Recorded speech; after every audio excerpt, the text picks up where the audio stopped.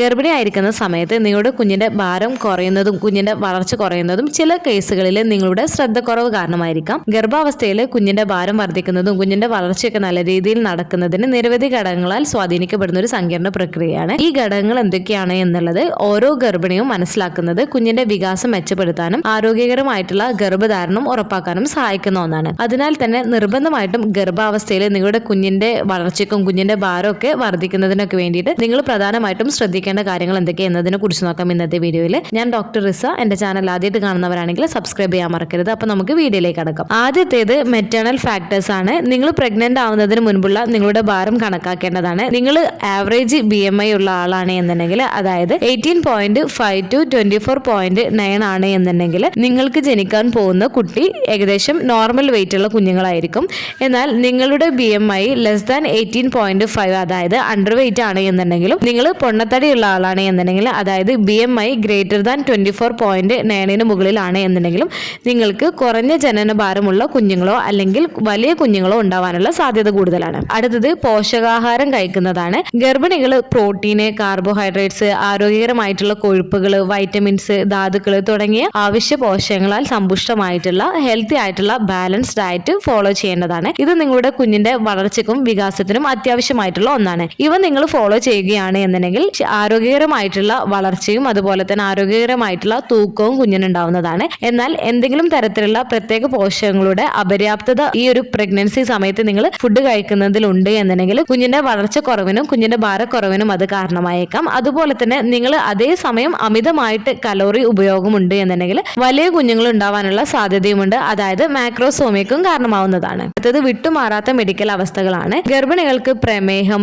BP അല്ലെങ്കിൽ വിട്ടുമാറാത്ത വൃക്ക രോഗം തുടങ്ങിയ മുൻകാല ആരോഗ്യ അവസ്ഥകൾ പ്ലാസന്റയുടെ പ്രവർത്തനത്തെയും കുഞ്ഞിലേക്കുള്ള പോഷക വിതരണത്തെയും ബാധിക്കുന്നതാണ്. ഇത് കുഞ്ഞുങ്ങളെ IUGR ബേബിയിലേക്ക് നയിച്ചേക്കാം, അതായത് ഇൻട്രാ യൂട്രൈൻ ഗ്രോത്ത് റെസ്ട്രിക്ഷനിലേക്ക് നയിച്ചേക്കാം. അതായത് കുഞ്ഞിന് ആവശ്യമായിട്ടുള്ള പോഷകങ്ങളും ഓക്സിജനും ലഭിക്കാത്തത് കാരണം കുഞ്ഞിന്റെ വളർച്ച കുറവിലേക്ക് അത് കാരണമായേക്കാം. അതിനാൽ തന്നെ ഗർഭിണികൾക്ക് പ്രമേഹം, BP പോലുള്ള പ്രശ്നങ്ങളൊക്കെ ഉണ്ട് എന്നുണ്ടെങ്കിൽ അതൊക്കെ സ്ട്രിക്റ്റ് ആയിട്ട് കൺട്രോൾ ചെയ്യുന്നതിന് വേണ്ടിയിട്ട് ഗർഭിണികൾ ശ്രദ്ധിക്കേണ്ടതാണ്, കുഞ്ഞിന്റെ വളർച്ചയെ കാര്യമായിട്ട് ബാധിക്കുന്നതിനാൽ.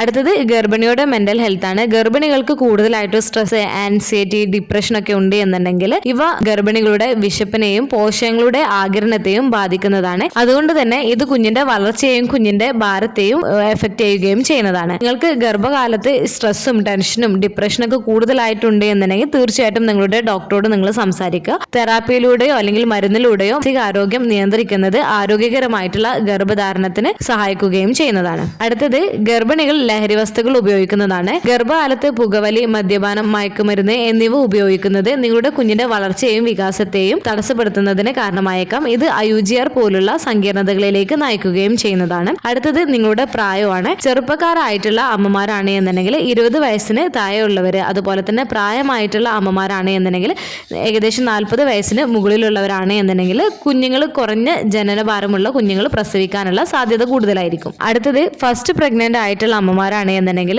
ചെറിയ കുഞ്ഞുങ്ങൾ ഉണ്ടാവാനുള്ള സാധ്യതയുണ്ട്. സെക്കൻഡ് ആൻഡ് തേർഡ് പ്രഗ്നൻസി അപേക്ഷിച്ച് നോക്കുകയാണ് എന്നുണ്ടെങ്കിൽ, അതുപോലെ തന്നെ ട്വിൻസ് ആൻഡ് ട്രിപ്ലറ്റ് പ്രഗ്നൻസിയിലും നിങ്ങളുടെ കുഞ്ഞിന്റെ ഭാരക്കുറവിനും വളർച്ച കുറവിനുമുള്ള സാധ്യതയുമുണ്ട്. ഈ പറഞ്ഞ കാര്യങ്ങളെല്ലാം തന്നെ മെറ്റേണൽ ഫാക്ടേഴ്സ് ആണ്. ഇനി ഫീറ്റൽ ഫാക്ടേഴ്സ് എന്തൊക്കെയാണ് എന്ന് നോക്കാം. അതിലൊന്നാണ് ഒന്നിലധികം ഗർഭധാരണമാണ് എന്നുണ്ടെങ്കിൽ ട്വിൻസ്, ട്രിപ്ലറ്റ് പ്രഗ്നൻസിയിൽ കുഞ്ഞുങ്ങളുടെ പോഷകങ്ങൾ പല കുഞ്ഞുങ്ങൾക്കായി വിതരണം ചെയ്യുന്നതിനാൽ തന്നെ ചെറിയ കുഞ്ഞുങ്ങൾ ഉണ്ടാവാനുള്ള സാധ്യതയുണ്ട്. അടുത്തത് ജെൻഡർ ആണ്. ജനന സമയത്ത് ആൺകുഞ്ഞുങ്ങൾക്ക് സാധാരണയായിട്ട് പെൺകുഞ്ഞുങ്ങളെക്കാളും അല്പം ഭാരം കൂടുതലാവാനുള്ള സാധ്യതയുണ്ട്. അടുത്തത് യൂട്രൈൻ ബ്ലഡ് ഫ്ലോ ആണ്. ഗർഭപാത്രത്തിലേക്കുള്ള രക്തപ്രവാഹം പോഷകങ്ങൾക്കുള്ള ഒരു ഹൈവേ പോലെയാണ്. അതിനാൽ ഈ ഒരു യൂട്രൈൻ ബ്ലഡ് ഫ്ലോയിൽ എന്തെങ്കിലും കുറവുണ്ട് അല്ലെങ്കിൽ എന്തെങ്കിലും പ്രശ്നങ്ങളുണ്ട് എന്നുണ്ടെങ്കിൽ കുഞ്ഞിന് ലഭിക്കുന്ന പോഷക വിതരണം മന്ദഗതിയിലാവുകയും ഇത് കുഞ്ഞിന്റെ വളർച്ചയെ ബാധിക്കുകയും ചെയ്യുന്നതാണ്. അടുത്തത് അമ്നിയോട്ടിക് ഫ്ലൂയിഡിന്റെ അളവാണ്. അമ്നിയോട്ടിക് ഫ്ലൂയിഡിന്റെ അളവ് നല്ല രീതിയിൽ കൂടുന്നതും നല്ല രീതിയിൽ കുറയുന്നതും കുഞ്ഞിന്റെ വളർച്ചയെയും വികാസത്തെയും ബാധിക്കുകയും ചെയ്യുന്നതാണ്. അതിനാൽ എന്തുകൊണ്ടാണ് അമ്നിയോട്ടിക് ഫ്ലൂയിഡ് കുറയുന്നത് അല്ലെങ്കിൽ കൂടുന്നത് എന്നുള്ളത് കണ്ടെത്തുകയും അത് പ്രോപ്പർ ആയിട്ട് ട്രീറ്റ് ചെയ്യുകയും ചെയ്യേണ്ടതാണ്. അടുത്തത് പ്ലാസന്റൽ പ്രോബ്ലംസ് ആണ്, അതായത് പ്ലാസന്റൽ അബ്നോമാലിറ്റീസ് ആണ്. പ്ലാസന്റയുടെ വലുപ്പവും അതിന്റെ പ്രവർത്തനവും കുഞ്ഞിന്റെ വളർച്ചയ്ക്ക് ഒരു പ്രധാന പങ്ക് വഹിക്കുന്നുണ്ട്. കുഞ്ഞിന് ആവശ്യമായിട്ടുള്ള ഓക്സിജനും പോഷകങ്ങളെല്ലാം തന്നെ നൽകുന്നത് പ്ലാസന്റയാണ്. പ്ലാസന്റയ്ക്ക് എന്തെങ്കിലും പ്രോബ്ലംസ് ഉണ്ട് എന്നുണ്ടെങ്കിൽ അത് കുഞ്ഞിന്റെ വളർച്ചാ നിയന്ത്രണത്തിന് ബാധിക്കുന്നതാണ്. അതായത് IUGR ബേബീസ് ഒക്കെ ഉണ്ടാവാനുള്ള സാധ്യതയും കൂടുതലാണ്. അതുപോലെ തന്നെ പ്ലാസന്റ പ്രീവി ആയിട്ടുള്ള കേസ്, പ്ലാസന്റൽ അബ്രപ്ഷൻ കേസുകളിലൊക്കെ കുഞ്ഞിന് പോഷകങ്ങൾ കിട്ടുന്നത് കിട്ടുന്നത് കുറയുന്നതിനുള്ള സാധ്യതയുമുണ്ട്. അപ്പോൾ നിങ്ങളുടെ കുഞ്ഞിന് കിട്ടുന്ന ഓക്സിജനും പോഷകങ്ങളും ലഭിക്കുന്നത് പ്ലാസന്റയിൽ നിന്ന് കുറയുന്നത് കാരണം കുഞ്ഞിന്റെ ഭാരക്കുറവിനും കുഞ്ഞിന്റെ വളർച്ചക്കുറവിനും കാരണമാവുകയും ചെയ്യുന്നതാണ്. അമ്മയുടെ പോഷകാഹാരക്കുറവും സമ്മർദ്ദവും അതുപോലെ തന്നെ കാര്യമായിട്ട് അമ്മ പ്രഗ്നൻസി സമയത്ത് അവരുടെ ശരീരവും കാര്യങ്ങളും ശ്രദ്ധിച്ചിട്ടില്ല എന്നൊക്കെ ഉണ്ടെങ്കിൽ കുഞ്ഞിന്റെ ഭാരക്കുറവിനും കുഞ്ഞിന്റെ വളർച്ചക്കുറവിനൊക്കെ കാരണമാവുകയും ചെയ്യുന്നതാണ്. നിങ്ങളുടെ കുഞ്ഞിന് വളർച്ചക്കുറവുണ്ടോ അല്ലെങ്കിൽ വളർച്ചയ്ക്ക് അനുസരിച്ചിട്ടുള്ള ഭാരക്കുറവുണ്ടോ എന്നൊക്കെ അറിയുന്നത് ഗർഭകാലത്ത് ചെയ്യുന്ന സ്കാനിങ്ങിലൂടെയാണ്. നിങ്ങളുടെ ഡോക്ടേഴ്സ് പറയുന്ന സമയത്ത് കൃത്യമായിട്ട് നിങ്ങൾ ചെക്കപ്പിന് പോകാൻ വേണ്ടിയിട്ട് ശ്രദ്ധിക്കുക. ഇത് നിങ്ങളുടെയും നിങ്ങളുടെ കുഞ്ഞിന്റെ ആരോഗ്യവും വിലയിരുത്തുന്നതിന് സഹായിക്കുന്നതാണ്. അതുപോലെ തന്നെ എന്തെങ്കിലും പ്രോബ്ലംസ് ഒക്കെ ഉണ്ട് എന്നുണ്ടെങ്കിൽ ഭക്ഷണക്രമവും അതുപോലെ തന്നെ ഗർഭകാല പ്രമേഹം BP ഇവയൊക്കെ ഉണ്ട് എന്നുണ്ടെങ്കിൽ അതൊക്കെ കൺട്രോൾ ചെയ്യുന്നതിന് വേണ്ടിയിട്ടൊക്കെ നിങ്ങൾ ശ്രദ്ധിക്കുക. അതുപോലെ തന്നെ മറ്റെന്തെങ്കിലും പ്രശ്നങ്ങൾ ഉണ്ട് എന്നുണ്ടെങ്കിൽ ഡോക്ടേഴ്സ് പറയുന്ന പ്രകാരം നിങ്ങൾ ശ്രദ്ധിക്കുകയും ചെയ്യുക. ഓരോ കുഞ്ഞിന്റെയും ഭാരം വ്യക്തിഗത ഘടകങ്ങളെ അടിസ്ഥാനമാക്കിയിട്ട് വ്യത്യാസപ്പെടുന്നതാണ്. നിങ്ങളുടെ കുഞ്ഞിന് ഭാരക്കുറവുണ്ട് എന്നുണ്ടെങ്കിൽ അല്ലെങ്കിൽ ഭാരം കൂടുതലുണ്ട് എന്നുണ്ടെങ്കിലൊക്കെ നിങ്ങൾ